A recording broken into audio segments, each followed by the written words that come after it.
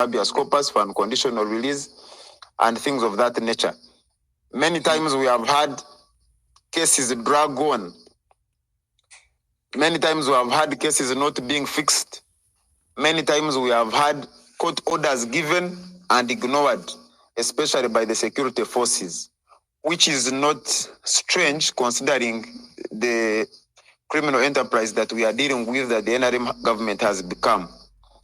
My call to the people on this space is that we must organize. Those who are able to go to court like we are doing should go to court. Those who are able to organize in their different places of operation must organize, that we build pressure, disempower the regime, so that it can give in to the demands of the people of Uganda. Where the courts of law we are doing, there are even efforts at international level. You remember the complaint we filed with the ICC and several others. So yes, the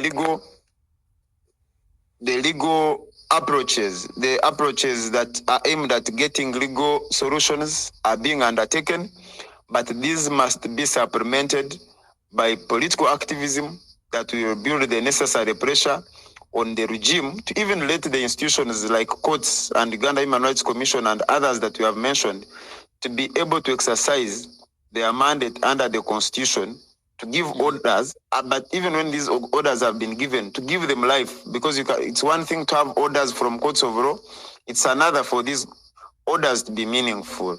What does it help if a person being detained, even when an order is issued, this person, the order is ignored, the person remains in detention, the family has no idea where this person is, and then you have a court order. It more or less becomes useless. So we must be able to build sufficient pressure from wherever we are standing so that the regime can let these institutions be independent, exercise their mandate. When they issue orders, let these orders be respected so that the rights of the citizens of Uganda can be respected regardless of where they stand politically. Great. We appreciate you, Benjamin, for that elaborate update. And I thank you also I take note of you saying that this is beyond just a legal question. It is political. It requires the participation of citizens, even beyond what the laws and court processes come with. At this point, we'd like to put a human face to this discussion that we're having, and I will request in the following order, Shifra, who is with Eddie Mutwe's mother, to give her the mic so that she can share with us about the ordeal that the family is going through. We will then hear from Kavuma Jamshid, who is a previous victim of torture, who underwent a very grisly ordeal that was subjected to him. And then we'll hear from Judith, who's the wife to Damulira, who has been missing since 2020.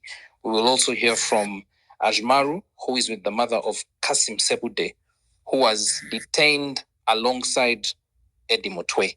So the first person we'd like to call and request our colleagues in production is Shifra, who is here. Please make Shifra a speaker so that we can hear from Eddie Mutwe's mother.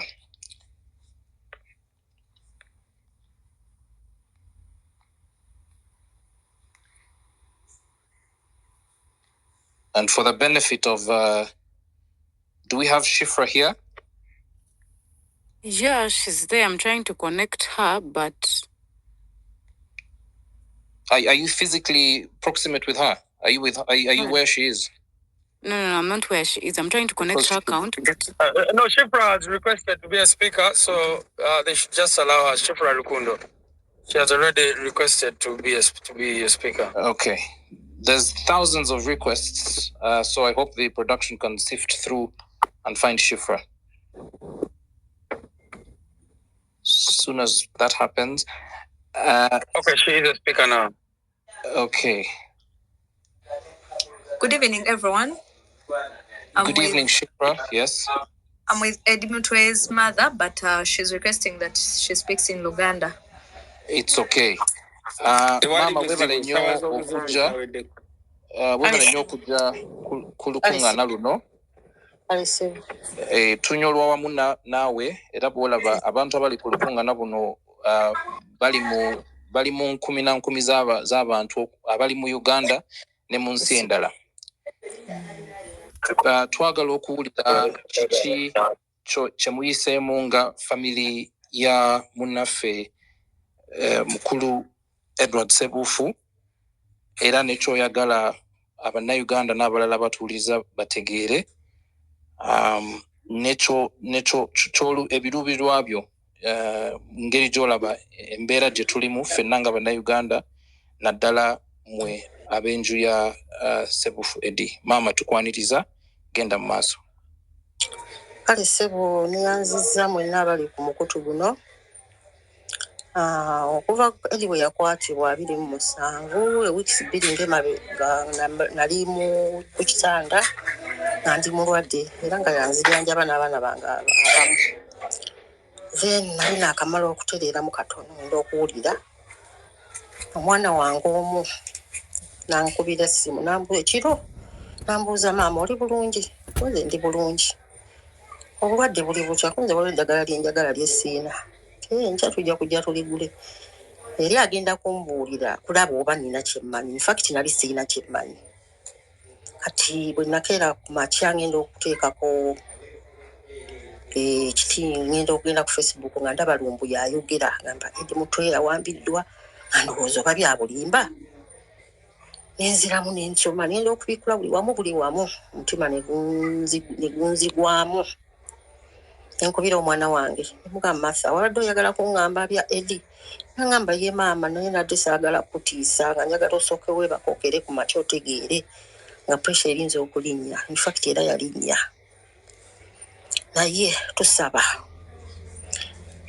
tusaba omwami muhoozi alina omwana wange atuwa omwana waffe. Omwana waffe tumwagala n'abalala bonna abasibiddwa abatalina musango. Tufune obwenkanya ate sikala mutwale mu kooti waba alina kye yakola oba omusango gwonna bamuvunaane tumanye nti ali mu kkomera gindi tusobola omulabako. Naye tetumulabako opositinze ali bwereere tayambadde kumuswaza mu baana be n'ensi yonna okumulaba nti Eddie Mutwe afaanana bw'atyo. Omusajja yali alabika obulungi. Era tusaba n'obwombeefu bungi batuwa omwana waffe. Embeera gye tulimu si nnungi.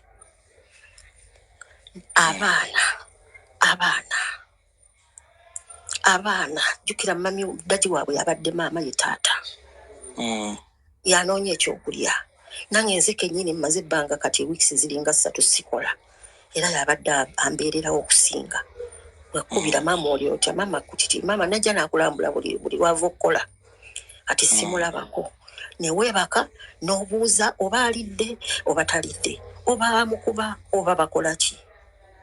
N'abaana tuli wano ffenna tunyolwa buli mwana buli lwajja ewaffe n'obatunuulira nga bonna beeyonziseemu gye banange nga sirina kyabbagamba. Tunyolerwa wamu ffenna. Gavumenti tusaboota abaana baffe abazadde tukaaba. Si nze nzekka n'abalala waliwo abaafa waliwo abatamanyiddwa gye bali abalala bali mu kutulugunyizibwa tebalina misango. Ensi erigamba etya abantu abo abaana baabwe.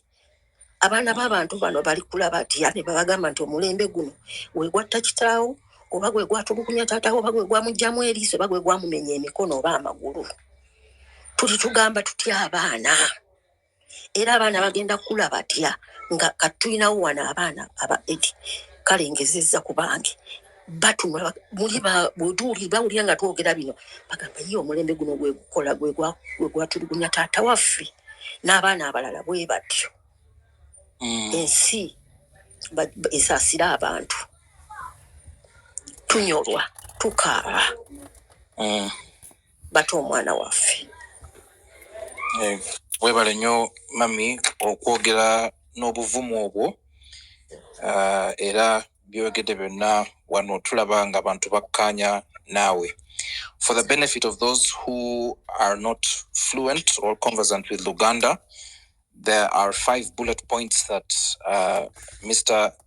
Edisebufu's mom has made, which is 1, she got the news as she was recovering from an illness and has been disturbed throughout. Her blood pressure shot up, and she's also imploring the authorities, specifically General Muhoozi Kainerugaba, who has openly confessed to detaining Mr. Sebufu in an ungazetted location, to have him arraigned in court if at all there is a charge for which there's any crime for which he is being held. She's also called that for all political detainees or prisoners to be released beyond just the fact of her son. She is distraught about the way in which he has been treated, the humiliating pictures that have been shared, the obvious mistreatment that he's been subjected to. She can't stop thinking about his situation and how he's doing, whether he's eaten, whether he's slept well, and all that. And finally, she notes with grave concern about how these children will grow up in a kind of world that is a complete opposite of what they've otherwise grown up to know. So next, we will hear from Kavuma Jamshid, who's also a previous victim, and I request production to have him up. And in the interest of time, as you make Kavuma Jamshid a speaker, also do that for Judith, Damira's wife. Yes, and then Kasim Sebude's mother will also speak to us before we come to the rest of the audience. So I'm requesting our colleagues in the back room to give the mic to Kavuma Jamshid. Yes, he's requested. His handle is, I believe that's at Jamshid Kavuma. Yes. I've sent him a request. I don't know whether he's seen it. Jamshid Kavuma, please accept the request and speak to us.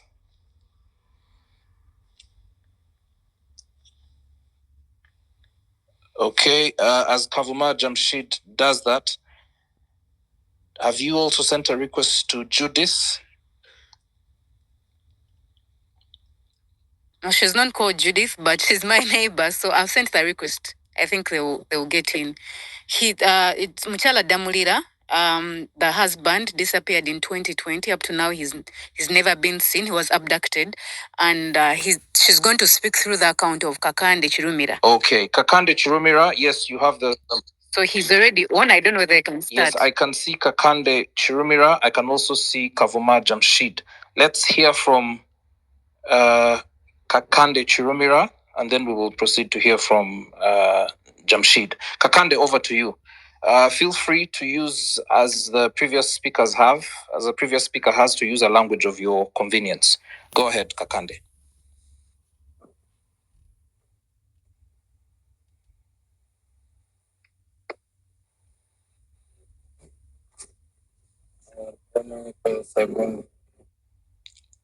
Kakande, over to you.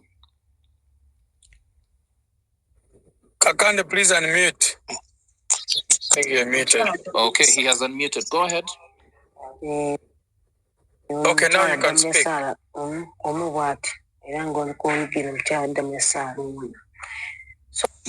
Nange nsangiddwa n'obuzibu bw'okubanga abantu abo batuwambirwa abantu baffe.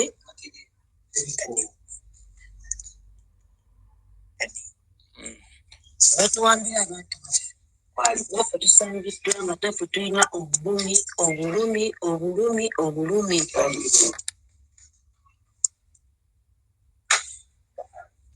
Yes,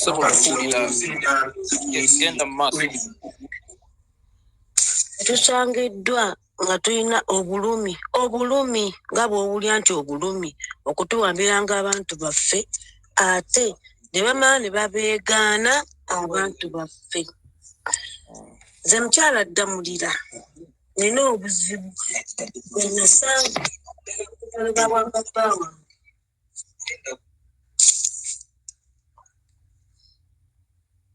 Nyabo tukuwulira genda mu maaso tuyogera ku bawamba baawo.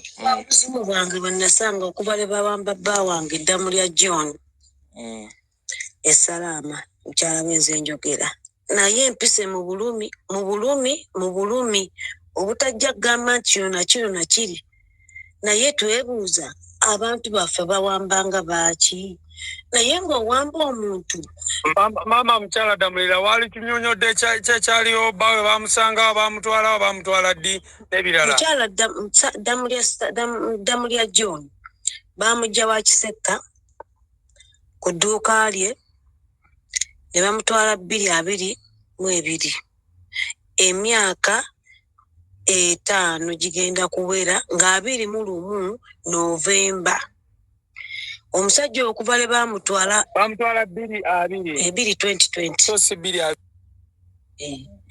Kati okuva le batwala Damulira ogwo omwaka gwe bamutwala mpaka olwaleero tetuddangamu kulaba Damulira.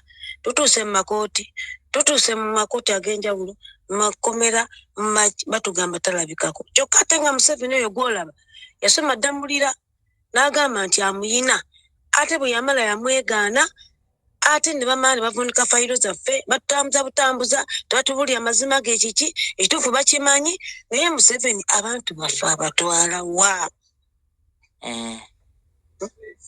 lwaki atubonyaabonya okutuuka ku kino musajja n'akuleka ddala otwala omuntu ng'omumanyi tinaye gwotutta olawuza olumizza bameka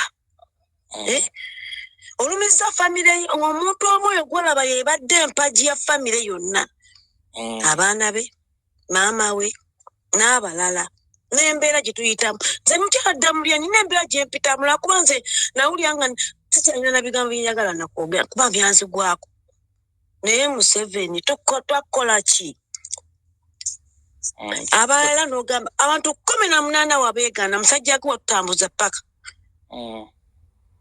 tobayina ate obayina ate sibayina tibiki kati tukole tutukiramu okutuuka ku kino makomera tebaliyo ate gwe abatwala abasirikale bwe batwala abantu lwaki temutusaasire ne mutuwa abantu baffe naffe tuba mu nnaku eno naye batuuka kubanga abaana bo bakusaba taata wammwe taata kati nafuuka maama ne taata lwaki mbeeramu eyo embeera we bumanyi kyempitamu naye olw'okuba ofuluma mu nju ne bagamba nti ogenze naye nga nekyogenda okunoonya tokimanyi naye nga abaana bo abamu batudde waka tebasoma ate n'okunanga kyekyo kulwala bikoze bitya lwaki Museveni otubonyaabonya lwaki totuwa abantu baffe musajja gwe tukwegayiridde tukaabye giweddeyo nagasangula naye ngajjako sikyalina gansangula okuleka gwe ng'okutte ku makya n'ogamba mukazi gwe nkwadde abantu maama w'omusajja oyo Damulira yalekeraawo okwogera ayogera ekintu kimu omwana wange omwana lwaki omukuntusa kweyo embeera nawe gwe musajja gwe tozaalanga toyina abantu toyina bazzukulu kiki otubonyaabonya okutuuka ku mbeera bweki musajja gwe Museveni tuyambe tuwa abantu baffe naye ng'okimanyi wafukamira ku makya nga maama wakuzaala nakuteeka ebweru kiki kitwakola ekyo tutaasira abaana bo ne bakoma ne bakulisaayo kyokka nga bakulisaayo nakava tekalimu yadde emutwalo ekintu kyesiringi omutwalo ebintu obataddemu omugaati naye gwe musajja gwe tusaasire tukwegayiridde buno obulumi kubanga tulinga abazaala essaawa zino abali mu makomera bate n'abawambibwa bajjeeyo ate era nkwegayiridde abatalina musango batubajje mu makomera baleete mu kooti bawozebwe naye nga mukazi wa ddala yasindika abaana bakuze ne taata naye gwe oyina eddala ekisa musajja gwe kitotusaasira tuyita mu bulumi lwakuba totumanyi bwe tuli bubi kubanga sigwe Katonda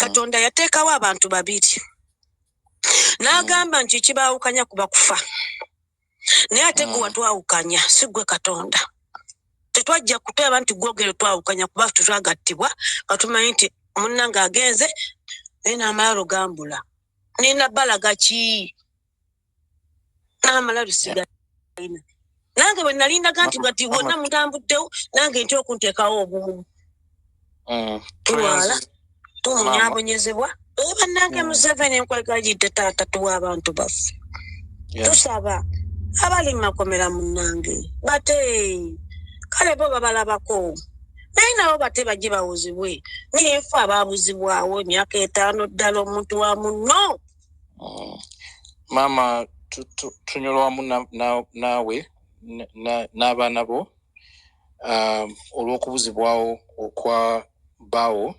mwami Damulira John era ndowooza abantu bonna bawulidde era tusuubira ne buno obubaka bujja kutuuka kwabo bekikwatako.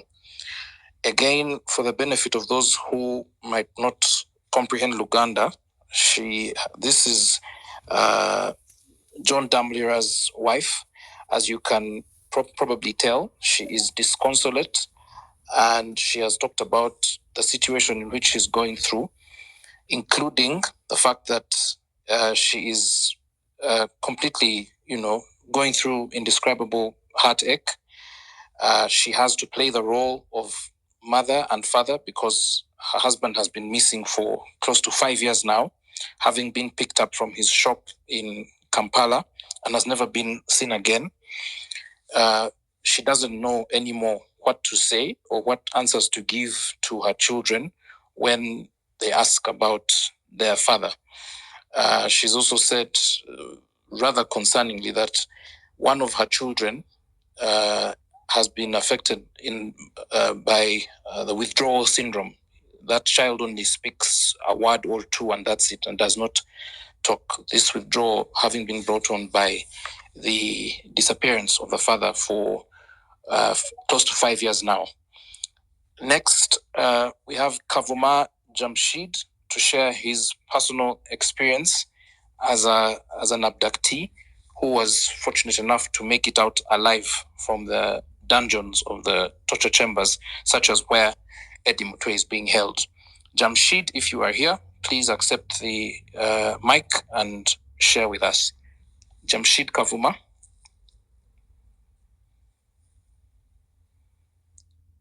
Okay, go ahead. I see you. Please share. And like the others, feel free to speak in a language of your convenience. Okay. Bannange, oba mumpulira? Stable tukuwulira genda maaso, tukulya bulungi nnyo. Tukuwulira sewa.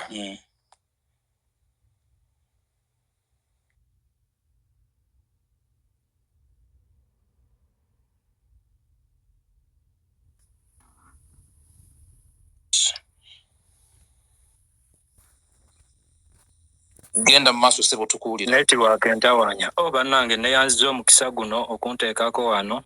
Sijja kwogera Luzungu kuba erinnya linnuma yinza okugira.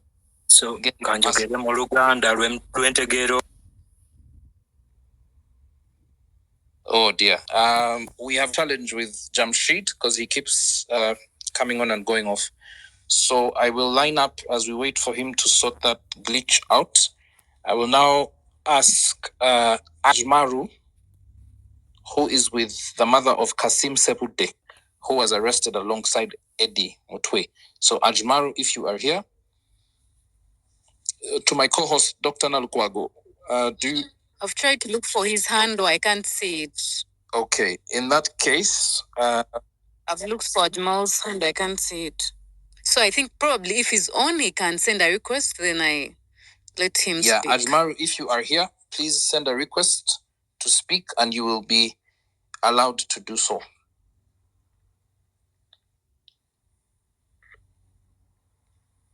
Okay, while we wait for Ajmaru to share,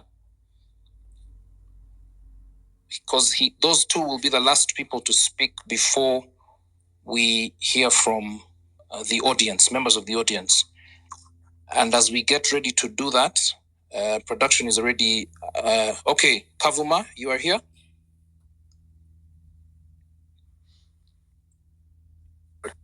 Katusaba oyitemu bwangu otuuse obubaka.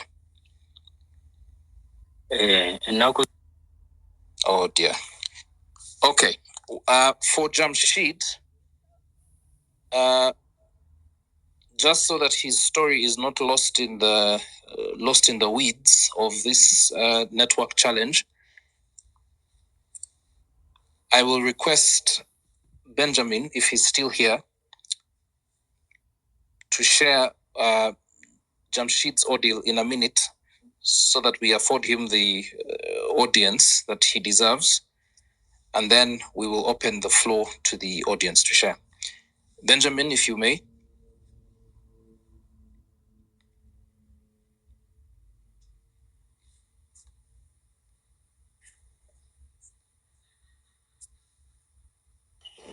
He seems muted.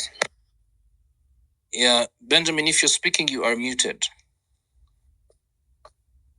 Yes. Please. Yes, Andrew. Yeah, we have, Jamshid is having network connection issues. So as counsel, who I'm sure have handled this file amongst the numerous others that you've handled, you could give us a brief on Jamshid's ordeal. Thank you. Yeah. Jamshid was brutally arrested and in fact shot in the leg at the time of arrest. He was held incommunicado for a number of days.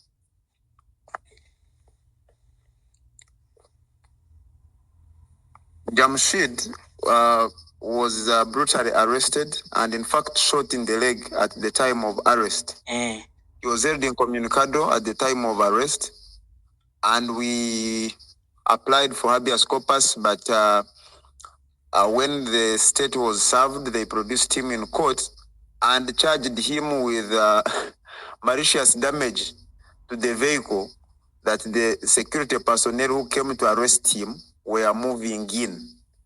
And the question, of course, was before the arrest, which offense had he committed? Because the offense with which he was charged, the allegation was that he committed it at the time they were trying to arrest him. Eventually, they did not pursue the case like it has been with the rest. And to give this proper context is that most of our people, most of our colleagues have been arrested on trumped up charges. They are held for a number of days, eventually produced in court sometimes. And when they get bail, the matter never comes up for trial. 2 years down the road, 3 years down the road. Why? Because the state has no evidence and they are just holding them on trumped up charges, basically for purposes of persecuting them. And Kavuma Jamshid's case is one of such cases of fabricated charges. Sure. Thank you so much for that brief. Were we able to get the final speaker on the panel so that he can share as well? Kasim Sebude's mother, who is with Ajmaru. If you are here, please either request and then we can hear from you and move to the audience. We will select speakers, but before we do that, please note that you have exactly a minute. We have, yes, please, my colleague in production, go ahead. No, I cannot see Ajmal's.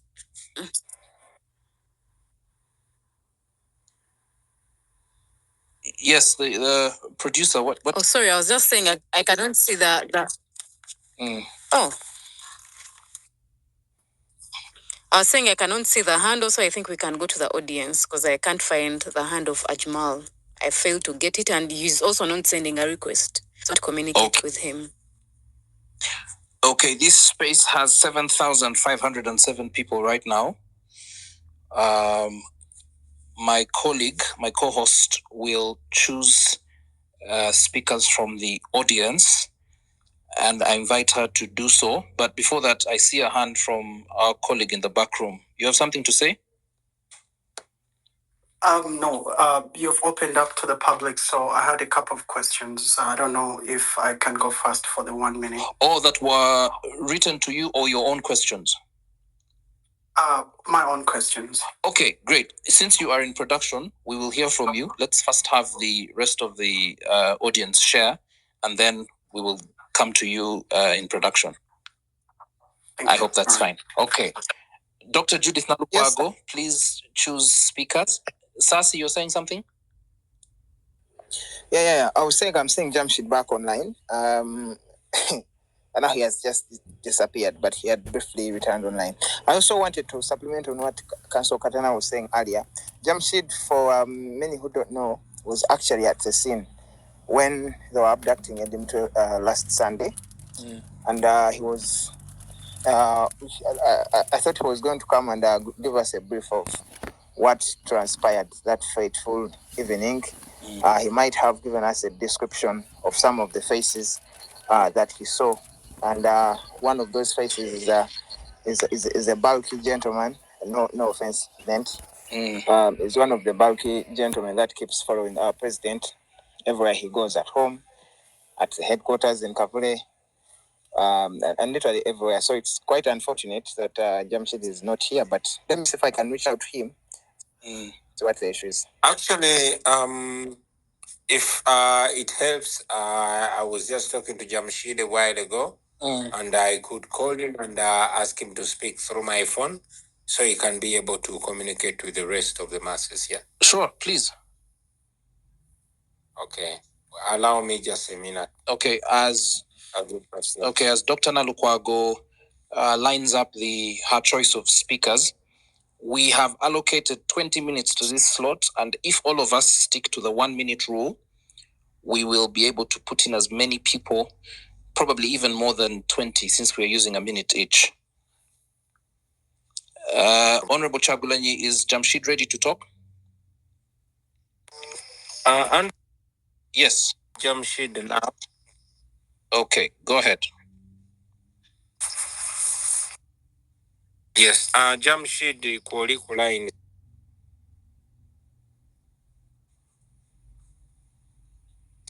Era bayiriza bulungi nnyo ssebo. Kale kangende maaso.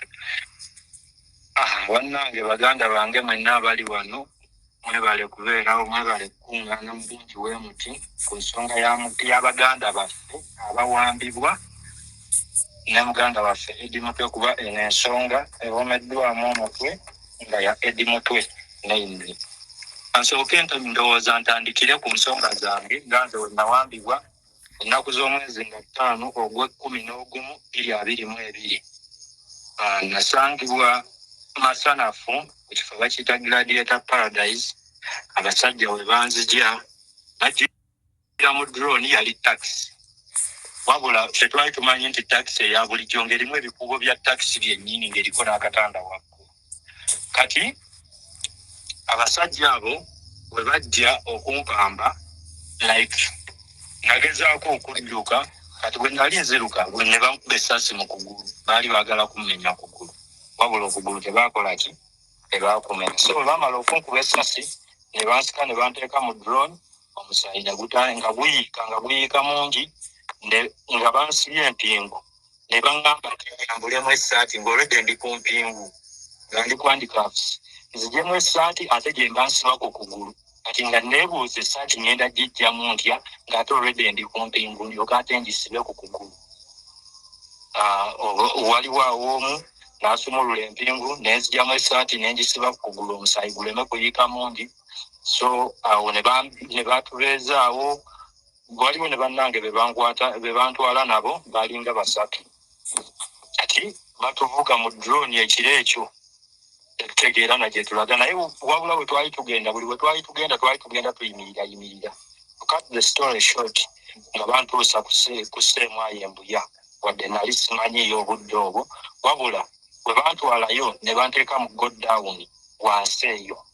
Bwe banteeka mu godown okirira amadaala bw'oti eno waggulu, omuntu akuumayo aba n'emmundu ng'agitunuzza wansi. Kati mu godown bw'oba okkirira kuliko akuuma bwe kati kaliko empingu zisinga layini. Kati ezo empingu abantu abasinga like we bakutuusa ng'oli mulamu, nga tolinga nze abakubiddwa essasi mu kugulu oba ng'osobola okuyimirira obulungi, basobola okusiba ku mpingu ezo n'obeerako ennaku nga 3 emisana n'ekiro. Bwe kuba kufuka ofuka awo, ebbaketi bagikuleetera awo w'ofuka. Okulya emmere ogiriisa mimwa, essuwaani bagikwata bukwasi n'oliisa emimwa ng'oli ku mpingu waggulu. Ne kakati baŋŋamba waliwo n'omuntu omu eyafiirako kweza empingu. ati nga banyingiza eyo munda mu basement. Bwe nayingira mu basement eyo mu go down waliyo abasibe bo gye bali bangi naye mainly kye nasinga okulaba waliyo abasiraamu bo bangi bulala oyinza okugamba eri muzikiti eno gavumenti simanyi lwaki ewalana nnyo abasiraamu ewala n'obusiraamu ndowooza n'abaganda mwe babatwalira kubanga ate oba musiraamu ng'oli muganda kisukka kuba nali ndi awo nga naakamalayo ndowooza ennaku nga 3 ne wabaawo omusiraamu akolera awo Katwe ku ttaawo awo eryo ettaawo eryo eri wansi abantu gye batera okuyita yali atundira awo obuntu buno bucakala nga mutembeeyi ne bamuleeta nga talina musango gwonna kati bamutuusa eri bamubuuza ebibuuzo nga buli kye bamubuuza takimanyi ne bamugamba muyeekera baakuba musiraamu emiggo mbigere yagenda okudda nga bakyasobola kulinnya nga yeekulula bwekuluzi ng'atambuza kabini bali bakuba kubanga ate bakyusaamu mu nkuba tebakyakuba bino bye mulaba ng'ebyakakwenza bye baamukuba kubanga bwe bakuba ebintu ng'ebyo baba bakutereka obeereyo ebbanga paka lw'obeera ng'atereddemu kubanga nange banteeka mu seemwayi naye nga babataddeko akazito kangi nga bawulira baagala okunta okunzijayo naye nga baŋŋamba weerwaneko okugulu okwo ekiwundu ekyo kikole kiwone tebaagala kuleeta muntu yenna ng'aliko ki obuvune okumuta okumutisa ebweru so nga mbeera eyo bwe bannangira bye basinga okukozesa bye bakubisa bakugamba bwe kaakati oli wano mugamba mulwanirira ggwanga bwe mulwanirira ali eri n'abaana be beeyagala olwo nga bagamba pulezidenti kati ate olumala nga bagamba nti oyo gwe mulwanirira ali kimu naffe kati ne bubabuuza nti ate waaba kimu nammwe bw'aba ali nammwe nga mukola naye lwaki mubeera ate ffe mutukwata ffe abaagala kyaliwammwe kyemugamba kyaliwammwe temumwagaliza kubeera bulungi kubanga kyaliwammwe kuba ffe we tumubaako tuba tulina omumuvimbisa era tumwagale nga bwe mwalikoze eki bwe mwali kyagadde kitegeeza we twagala kyaliwammwe nammwe tuba tukoze eki tuba tubaagadde naye munnange ekyo emiggo giba givuga eri bakuba emiggo wabaawo egya breakfast lunch ne supper buli omwana obudde bwe bwakubirwako emiggo era omuggo gunyooka ku sseemwayo eyo era bwe nalabye ekifaananyi kya Eddie Mutwe nga kifulumye nalabye yenna nga bamukubye yenna awulubadde simanyi oba bamukubisizza biki kuba eyo feesi ya Eddie Mutwe tefaanana bwetyo oli muganda wange mumanyi naye bamugyeyo yenna awulubadde bwati ne mmanya kati ekiri eyo si kyangu bongere kumusabira bongere n'okusabira abalala abali mu sseemwayo eyo nga naye ekiriyo si kirungi n'akamu ekibeera eyo abasajja batulugunya ebyaddala siriyasi. Maybe Jamshid wandyagadde oba paintingira ku kifaananyi ku nkwata Eddie Mutwe gye baamukwata engeri gye waliwo. Apologies, moderator. That's fine, honorable. Jamshid genda mu maaso tubuulire kuba waliwo nga bakwata abawamba Eddie Mutwe. Olunaku olwo twali tugenze ku hakiika mu busiraamu ogwo omukolo guba gwa kusalira mwana buli mwana mu busiraamu bamusalira omuwala bamusalira embuzi emu omulenzi bamusalira embuzi 2 waliwo mukyali waffe oba mukwano gwaffe gwe tukuuma naye pulezidenti bamuyita Isima yatuyita ku mukolo ogwo ne tugenda tubeewo ng'abajulizi ku mukolo ng'asalira omwana we era naliyo nze Eddie Mutwe Isima Swale gundi Honorable Namboze Waiswa Mufumbiro Honorable Waiswa Mufumbiro bonna baaliyo n'abo abaana b'emukono baaliyo so kakati omukolo tukutambuza omukolo guwedde ssaawa ng'emu kawungeezi buli omu kati ayamuka kudda waka tuba tutambula awo tukyali awo mu lujja tunyumyanyumyamu abamu batambula bambuka kati abamu baba batambula bambuka ku kkubo Eddie Mutwe emmotoka ye yali agipaakinze ku kkubo ndowooza yali addayo kulinnya mmotoka ye kati tugenda okulaba abaana bakkirira emisinde bakkirira eri wansi ku maka goono alinga ali ku lusozi kati kukkirira waliyo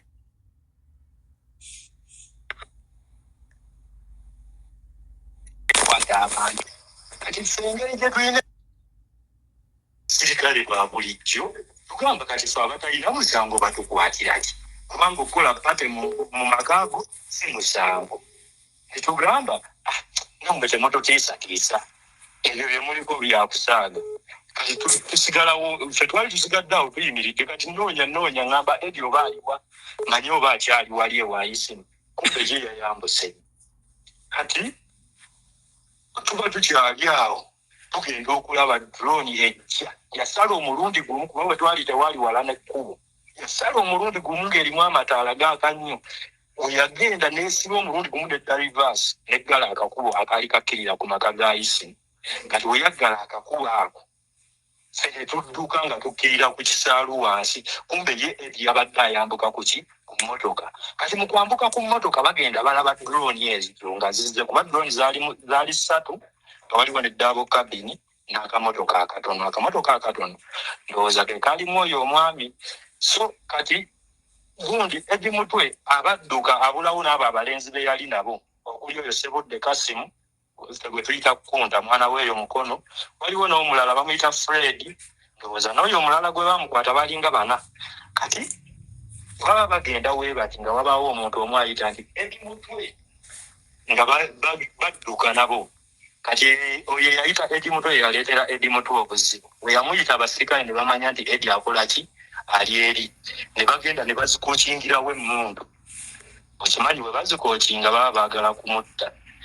Musajja wattu naye nakkakkana ne bamutwala naye tebamutwala bulungi bamutwalira ddala mu mbeera embi.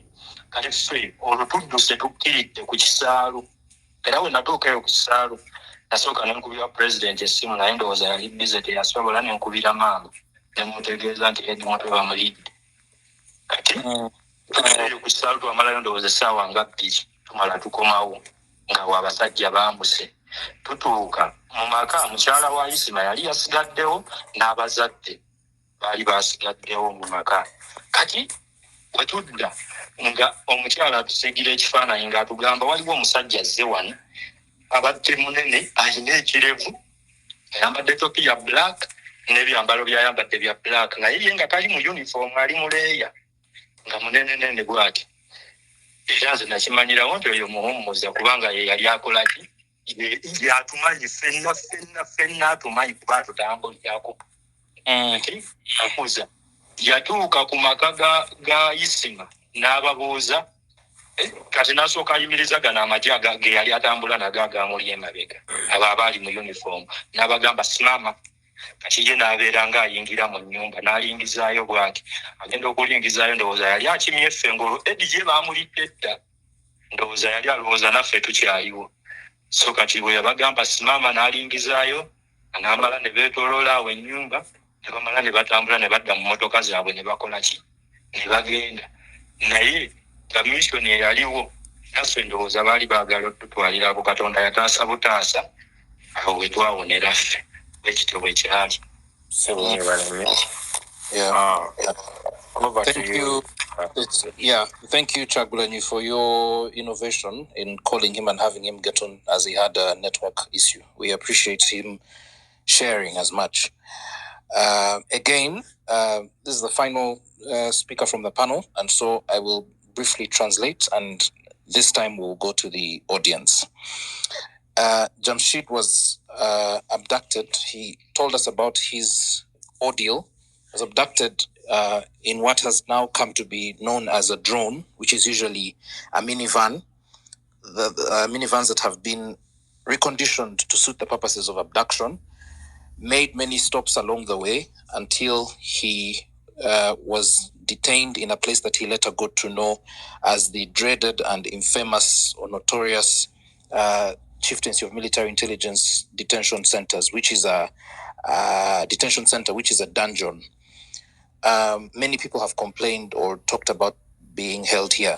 He gave us a description of the basement or the dungeon in which people are held and said, if you've been brought in without any major injuries, you are immediately restrained using handcuffs and will spend up to 3 days on those restraints.